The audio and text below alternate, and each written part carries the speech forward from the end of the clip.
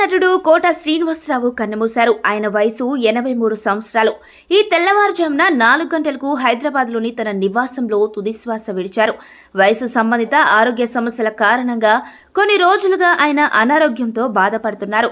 4 దశాబ్దాలకు పైగా తన సుదీర్ఘ కెరీర్లో ఆయన 750కి పైగా సినిమాల్లో నటించారు. తెలుగు, తమిళం, కన్నడం, హిందీ భాషల్లో అనేక సినిమాల్లో నటించారు. తనదైన ముద్ర వేశారు. ఏ క్యారెక్టర్ అయినా అందులో పరాకాయ ప్రవేశం చేయడం ప్రత్యేకత.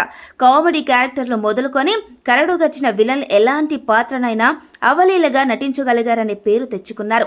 తెలుగు చలనచిత్ర పరిశ్రమకు ఆయన చేసిన సేవల నేపథ్యంలో కేంద్ర ప్రభుత్వం పద్మశ్రీ పురస్కారంతో సత్కరించింది. పలు నంది అవార్డులను అందుకున్నారు. పలు పురస్కారాలు ఆయనను వరించాయి. రాజకీయాల్లోనూ అడుగుపెట్టారు కోట శ్రీనివాసరావు. అటల్ బిహారీ వాజ్పేయి స్ఫూర్తితో భారతీయ జనతా పార్టీలో చేరారు. శాసనసభకు ఎన్నికయ్యారు. 1999లో జరిగిన అసెంబ్లీ ఎన్నికల్లో బీజేపీ అభ్యర్థిగా విజయవాడ ఈస్ట్ నుంచి ఘన విజయం సాధించారు. ఆ తరువాత క్రియాశీలక రాజకీయాలకు దూరంగా ఉంటూ వచ్చారు. సినిమాలకు పరిమితమయ్యారు.